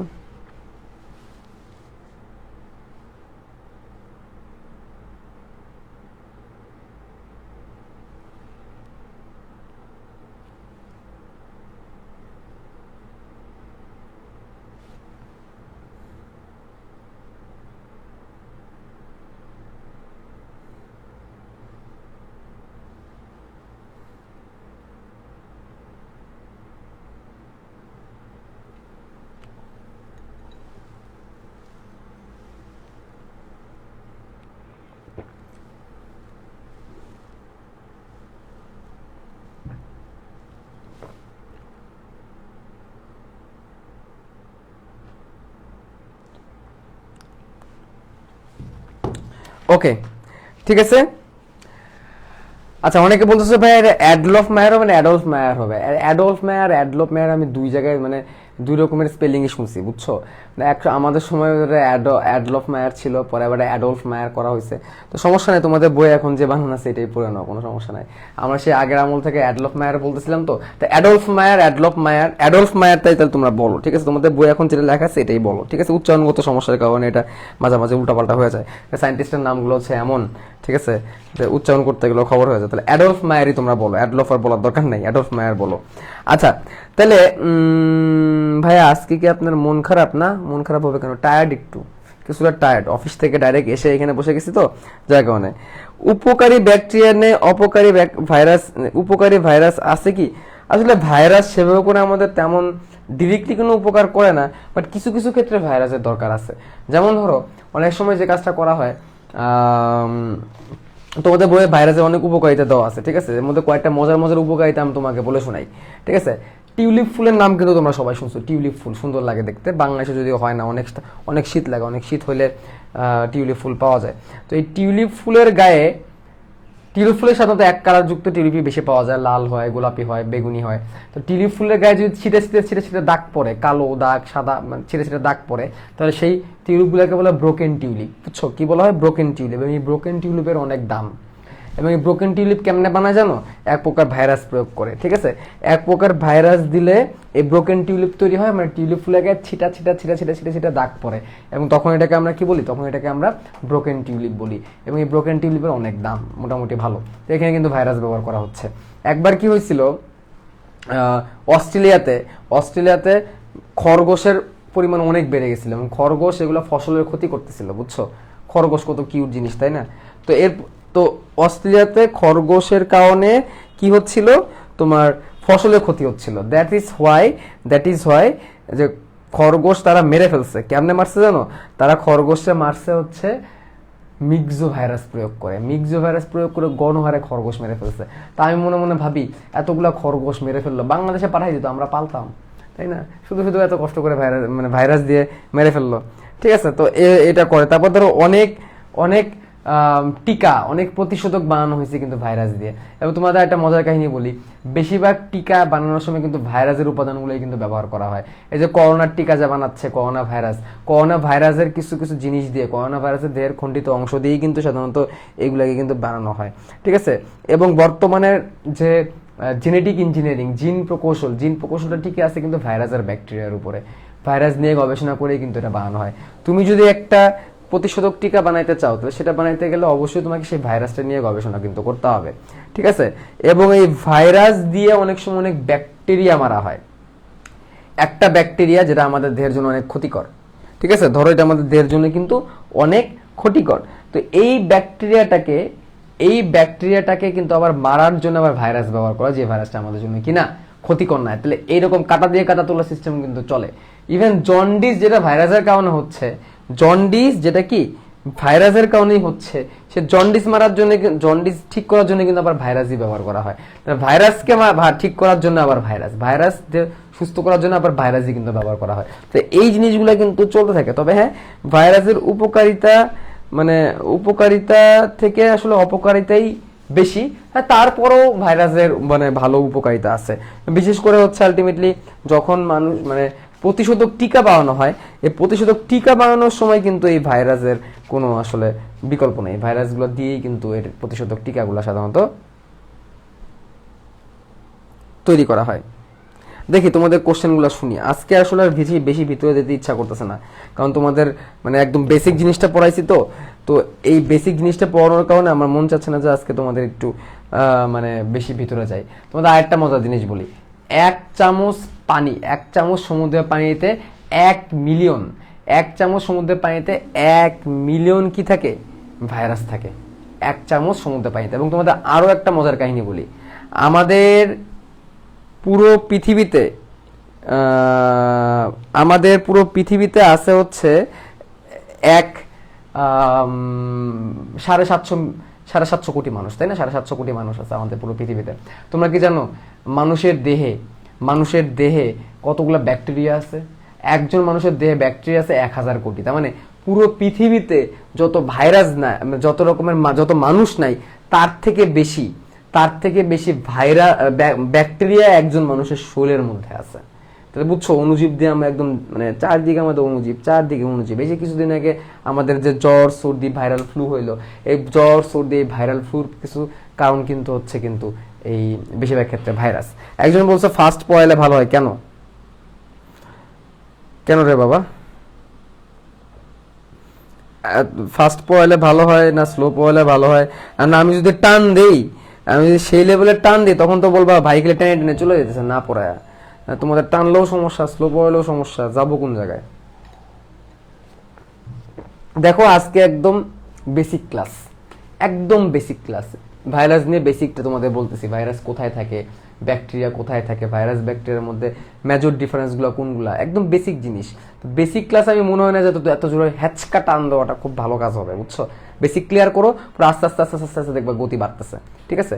তো তোমাদের এখানে পাকনামো করার দরকার নেই, আই নো বেটার যে তোমাদের কিভাবে গেলে ভালো হবে, তোমাদের এখানে এত টেনশন করার কিছু নাই।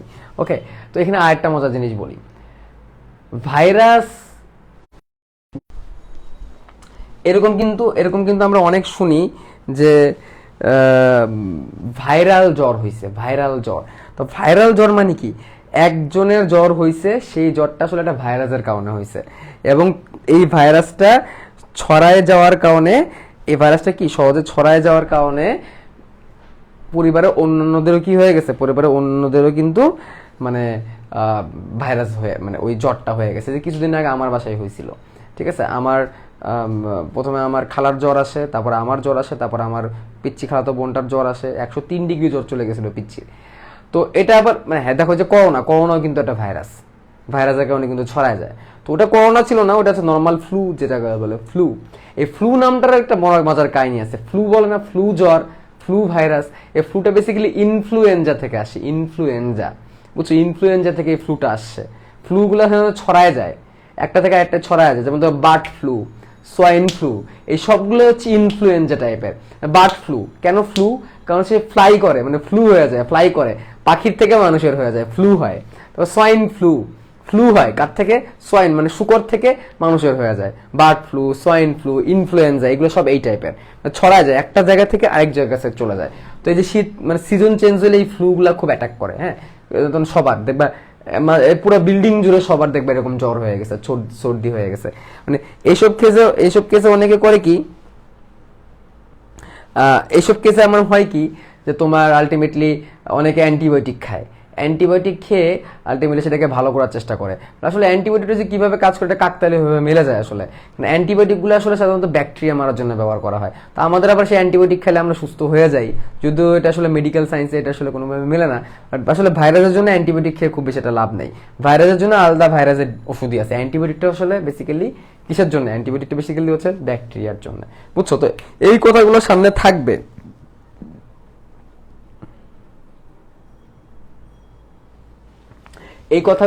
এই জিনিসগুলো থাকবে সামনে, সেগুলো জানবো। দেখি তোমাদের একটু কথাগুলো একটু শুনি। ভাই এই কোর্স দিয়ে পড়াশোনা শুরু করেছি, কিন্তু এই কোর্সের অনেকেই বই শেষ পর্যায়ে, এখন কি পড়লো? আচ্ছা দেখো, এই যে এই বই শেষ পর্যায়ে না, এই কথাটা হচ্ছে সব থেকে মানে আমার দেখা সব থেকে একটা ভোগাস একটা কথা। তোমাদের একটু কথা মানে একটু বলি, কিছু জিনিস বলি। আমি এখানে আর তেমন কিছু পড়াবো না আজকে, আজকে যে 2 পৃষ্ঠা পড়াইছি, এই 2 পৃষ্ঠা যথেষ্ট। কারণ প্রথম দিন বেশি টানলে পরে তুমি অনেকে ধরতে পারবো না, আস্তে আস্তে বাড়াবো। কিছু কথা বলি, শোনো। আমরা যখন কলেজে ভর্তি হই তখন আমাদের অনেক ফ্রেন্ডরা এরকম ছিল, তারা বলতো যে তাদের ভর্তির আগে তাদের পুরো ম্যাথ বই শেষ। খবর জানো, ইয়ার চেঞ্জ এক্সামের সময় ওই ছেলে সব থেকে বেশি খারাপ করছে ম্যাথে, বুঝছো? এই যে যারা একটু লাফায় না, আমার বই শেষ, আমার অমুক শেষ, আমার তমুক শেষ, দেখবা দিন শেষে তাদের রেজাল্টগুলো ওই সাবজেক্টে সব থেকে বেশি খারাপ হয়, ঠিক আছে? একটা কথা আছে, slow and steady wins the race. সবসময় মনে রাখবা যে if you are progressing gradually day by day, no matter how slow you are, you will win the race. মানে আমার কথাটা বুঝছো? আমার কথাটা হচ্ছে এরকম যে তুমি যদি প্রত্যেক দিন গ্র্যাজুয়ালি নিজেকে ডেভেলপ করো, যত স্লো হোক, একটু একটু একটু একটু করে প্রতিদিন তুমি যদি নিজেকে ডেভেলপ করতে করতে থাকো, প্রত্যেকদিন তুমি যদি ডেভেলপ করতে থাকো, যত স্লো হোক বা সেটাকে তুমি যদি প্রতিদিন চালায় যাও, কোনোদিন না থামো, এমন না যে একদিন 10 ঘন্টা পরে পরে আবার 3 দিন পড়লা না, এরকম না।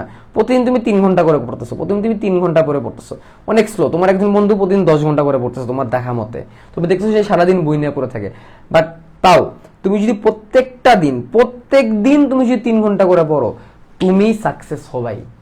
তুমি যত স্লো আগাও না কেন, but if you are developing gradually every day, you will win the race. কারণ একটা সময় দিন শেষে যেয়ে দেখবে তোমার পরিমাণটা বেশি হবে, এটা একটা অকাঠ্য সত্য কথা। ঠিক আছে, এ প্লাস পাওয়ার জন্যে, ঠিক আছে, এ প্লাস পাওয়ার জন্যে আমি মনে করি তোমরা যদি প্রাইভেট কোচিং সবকিছু বাদে, প্রাইভেট কোচিং যেখানে পড়ো না, কোনো ক্র্যাশ কোর্সে ক্লাস করো, সেটা বিষয় আলাদা। এই সব বাদে, কলেজ টলেজ সব বাদে, তুমি যদি ডেইলি বাসায় 4 ঘন্টা পড়ো, কত ঘন্টা বললাম, 4 ঘন্টা প্রতিদিন, সপ্তাহে 6 দিন, প্রতিদিন একদিন শুক্রবার ব্রেক না, ওটা তোমার লাগবে, একটা দিন ব্রেক লাগবে। ওই একদিন কোনো কিছু পড়বা না, শুক্রবার বা শনিবার যেদিন কলেজ বন্ধ থাকে, ওই একদিন কোনো বইই ধরবা না। যদি ক্র্যাশ কোর্সে ক্লাস থেকে ক্লাস করে একটু দেখে হালকা একটু দেখে রেখে দিবা। ঠিক আছে, একদিন পুরো ফ্রি রাখবা, একদিন পুরো ফ্রি। আর বাকি 6 দিন প্রত্যেক দিন 4 ঘন্টা পড়া, বেশি বলি নেই ভাই, বাসায় 4 ঘন্টা। তুমি যদি প্রত্যেকটা দিন 4 ঘন্টা করে পড়তে পারো, আমি গ্যারান্টি দিলাম তুমি এ প্লাস পাবা, তুমি গোল্ডেন পাবা। তোমার গোল্ডেন কেউ আটকাইতে পারবে না। এখন থেকে 22 ব্যাচে যারা আসো, তারা প্রত্যেকে যদি প্রত্যেক দিন 4 ঘন্টা করে পড়া, আমি গ্যারান্টি দিলাম তারা মেডিকেলে চান্স পাবে। আমি গ্যারান্টি দিয়ে দিলাম মেডিকেলে চান্স পাবে। না পাইলে পরে বলবো যে ভাই আমি পড়ছিলাম বাট আমি পাই নাই। এটা আমার নিজের এক্সপিরিয়েন্স থেকে বলা, আমি নিজে করছি এবং আমার এ পর্যন্ত অনেক স্টুডেন্ট মেডিকেলে চান্স পাইছে, অনেক স্টুডেন্ট ঢাকা ভার্সিটিতে চান্স পাইছে। তাদেরকে আমি এই প্যাটার্নেই বলছি যে এইভাবে পড় বাবা, এইভাবে বললেই হয়ে যাবে। ঠিক আছে, তোমার পড়া তোমার কাছে, তোমার প্যাটার্ন তোমার কাছে। অন্য কে কি কিভাবে পড়লো, কে কি কিভাবে করলো, মানে এটা তো তোমার দেখার দরকার নাই। তুমি এ প্লাস পাইলা কিনা, তুমি গোল্ডেন পাইলা কিনা, তুমি চান্স পাইলা কিনা, এটা হচ্ছে বিষয়। তুমি যদি না খেয়ে থাকো, তুমি যদি বাসায় না খেয়ে থাকো, বা তুমি যদি অসুস্থ থাকো, তোমার পাশের বাসার আন্টি এসে খোঁজ নেয়? পাশের বাসার আন্টিকে তোমার খাবার দিয়ে যায়? পাশের বাসার আন্টি, তোমার ধরো বাসায় খুব গরম লাগতেছে, তোমার বাসায় এসিটা কে লাগাবে? পাশের বাসার আন্টি এসে টাকা দিবে এসি লাগানোর জন্য? পাশের বাসার আঙ্কেল এসে টাকা দিবে এসি লাগানোর জন্য? বা ধরো এসির কথা বাদ দিলাম, তোমার বাসায় ধরো ফ্যান নষ্ট হয়ে গেছে, ফ্যানের ক্যাপাসিটার স্লো হয়ে গেছে, ক্যাপাসিটার লাগাইতে হবে। তো এটা কি তোমার বাসার আঙ্কেল আন্টি এসে তোমার টাকা দিবে? তোমার আব্বু আম্মু দিবে, তোমার নিজের করা লাগবে। তো যদি কিছু করতে তোমার আব্বু আম্মুর জন্য করো, তোমার নিজের জন্য করো, অন্যের জন্য না। অন্য তোমার খাওয়াবে না, অন্য তোমার পড়াবে না। পাশের লোকে কিছু বলে, কে কি করে ফেললো, এর কি হয়ে গেল, কার কি হয়ে গেল, কার কটা চ্যাপ্টার হয়ে গেল, কে কোন জায়গায় পড়তে গেল, কোন গ্রুপে কে কি বললো, কার কি করলো না করলো, এগুলো বাদ। লাইফ ইজ ইয়োর্স, তোমার লাইফ তোমার। ঠিক আছে, দিন শেষে তোমার লাইফে তোমারই চলতে হবে। একটা দিন যখন অনেক বড় হবা, এটা আমাদের স্যারেরা আমাদেরকে বলে কথাটা, আমাদের মেডিসিনের একজন স্যার এই কথাটা বলছে, আমার এখনো মনে আছে। এভাবে বলছিল, বাবা শোন, একদিন অনেক বড় হবি, বড় হওয়ার পরে দেখবি অনেক বড় ডাক্তার হবি, ডাক্তার হওয়ার পরে ক্যারিয়ারের একটা পর্যায়ে তুই অনেক বয়স্ক হয়ে যাবি, বুড়ো হয়ে যাবি। একদিন দেখবি তুই একটা বাসায় শুয়ে আসিস, বা একটা হোটেলে শুয়ে আসিস, তুই ধর বড় একটা ইউনিভার্সিটিতে লেকচার দিতে গেছিস, বা বড় একটা মেডিকেলে লেকচার দিতে গেছিস, তুই হয়তো বা হোটেলে শুয়ে আসিস, তোর পাশে তোর ওয়াইফ নাই, তোর হাজবেন্ড নাই, তোর ছেলে নাই, তোর মেয়ে নাই, তোর বাপ নাই, তোর মা নাই, তুই একটা হোটেলের রুমে শুয়ে আসিস। এই মোমেন্টে তুই একা, তোর কেউই নাই, তোর সাথে একটা জিনিস আছে, সেটা হচ্ছে তোর ক্যারিয়ার। দিন শেষে একটা সময় আসবে যেদিন তোমার কাছে কেউই থাকবে না, তোমার বাবা মা, তোমার আত্মীয় স্বজন, ভাই বোন, হাজব্যান্ড ওয়াইফ, ছেলে মেয়ে, কেউই থাকবে না। একটা জিনিসে থাকবে তোমার ক্যারিয়ার, তুমি কি করছো না করছো। ওই দিন কে কি করলো না করলো, এগুলো সব মিথ্যা, সব মিথ্যা। ঠিক আছে, কে কি করলো না করলো এগুলো মাথার দিও না। তুমি নিজের সাথে কি করো, নিজের সাথে প্রতিযোগিতা করো। নিজের সাথে প্রতিযোগিতা করাটা সব থেকে বেশি গুরুত্বপূর্ণ বিষয়। যে সেই মানুষের সাকসেস হয় যে নিজের সাথে প্রতিযোগিতা করতে পারে। আজকে আমি 3 ঘন্টা পড়তেছি, কালকে আমি 3 ঘন্টা 10 মিনিট পড়বো, তারপরে দিন আমি 3 ঘন্টা 20 মিনিট পড়বো, তারপরে আমি 3 ঘন্টা 30 মিনিট পড়বো। এভাবে করে আমাকে 5 ঘন্টা যেতে হবে। শুক্রবার 4 ঘন্টা বলছে, 4 ঘন্টা যেতে হবে। এখন আমি 1.5 ঘন্টা বেশি পড়তে পারি না, তো ঠিক আছে, কালকে আমি 1 ঘন্টা 40 মিনিট পড়বো, তারপরে আমি 1 ঘন্টা 50 মিনিট পড়বো। এভাবে করে আমি 4 ঘন্টায় যে স্টার্ট হবো, 4 ঘন্টা যে রেগুলার, আমি 4 ঘন্টা যে থেমে যাবো। এভাবে তুমি চিন্তা করো, রেগুলার নিজের সাথে কম্পিটিশন করো, গ্র্যাজুয়ালি নিজেকে ডেভেলপ করো। ঠিক আছে, তাহলে তুমি পারবা। কে কি করলো না করলো বলে দেখার সময় আছে বলো? লাইফ ইজ শর্ট, নিজেটা নিয়ে আগাও। আবার এটা মনে রাখতে হবে, লাইফ ইজ রেস, এটাও মনে রাখতে হবে। কিন্তু life is short and also life is race. তোমার সাথে অন্যরা রেস করতেছে, সেটা কিন্তু তোমার মাথায় রাখা লাগবে। আর আমি বলছি যে তুমি নিজের সাথে কম্পিটিশন করো, ভালো কথা, বাট তোমার পাশে যে আরেকজন কম্পিটিশন করে রেসে আছে সেটা তোমাকে জানতে হবে। বাট তুমি তার পাল্লায় নিজেকে মাইপো না। তোমার ক্যাপাসিটি একরকম, আরেকজনের ক্যাপাসিটি একরকম। দুজনের পায়ের জুতা, একজনের জুতা যেরকম একজনের পায়ে লাগে না, তুমি একজনের ক্যাপাসিটি একজনের ক্যাপাসিটির সাথে মেলে না। বুঝতে পারছো? সবার ক্যাপাসিটি সেম না। কারো 4 ঘন্টা পড়লে হয়, কারো আবার 14 ঘন্টা পড়া লাগে, এটা ডিপেন্ড করে। ঠিক আছে? কে কি শেষ করছে, কে কই চ্যাপ্টার শেষ করছে, কে কি পড়ছে না পড়ছে, এত দেখার সময় নেই। তুমি কি করছো? তুমি পিছায় আসো, সো ভালো কথা, এখন থেকে আবার পড়া শুরু করো। তুমি নিজেকে কিভাবে ডেভেলপ করবে সেটা নিয়ে চিন্তা করো। অন্য কেউ তোমাকে হাত তুলে ধরবে না। এই দুনিয়াটা অনেক সেলফিশ। তুমি যদি পড়ে যাও তখন তোমাকে সবাই টেনে ধরে নিচে নামাবে আরো নিচে পড়ার জন্য, কিন্তু কেউ তোমার হাত বাড়ায় বলবে না যে আসো তোমার হাতটা ধরলাম, তুমি আরো সামনে আগাও। বাংলাদেশের জাতীয় খেলা হচ্ছে কাবাডি, এবং একদম সাকসেসফুল একটা বাংলাদেশের জাতীয় খেলা। কাবাডিতে কি হয়, কাবাডি কাবাডি কাবাডি কাবাডি কাবাডি বলে যখন স্কোর করতে যায়, স্কোর করে যখন চলে আসে তখন সবাই টেনে ধরে রাখে। সবাই কি করে, টেনে ধরে রাখে যাতে করে সে স্কোর করতে না পারে, তাই না? বাংলাদেশও মানে আমাদের দেশে একই অবস্থায়। তুমি যদি ভালো কিছু করতে চাও সবাই তোমাকে হ্যাচকা টান দিয়ে নিচের দিকে নামানোর চেষ্টা করবে, যাতে তুমি স্কোর করতে না পারো, ভালো কিছু করতে না পারো। পারফেক্টলি এটা আমাদের একদম জাতীয় খেলা, বুঝছো? এই হচ্ছে অবস্থা। সো এইখানে তোমাকে আগাইতে হবে, নিজের সাথে কম্পেয়ার করে, নিজের সাথে প্রতিযোগিতা করে আগাইতে হবে, বুঝছো? তো এই হচ্ছে কথাবার্তা। আজকে আর তেমন বেশি কিছু বললাম না। আজকে চাচ্ছিলাম যে আমি একদম জাস্ট বেসিক যতটুকু আছে সেটুকু তোমাদেরকে বলা। নেক্সট ক্লাসে আরো আগাবো আমরা। নেক্সট ক্লাসে ভাইরাসের আমরা অনেক কিছু পড়বো।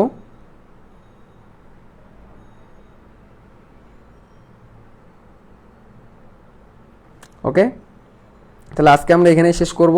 নেক্সট ক্লাসে আমরা আরো অনেক কিছু পড়বো। তো এই পর্যন্ত তোমরা ভালো থাকো, তোমরা সুস্থ থাকো, তোমাদের সাথে আবার দেখা হচ্ছে। And never stop learning.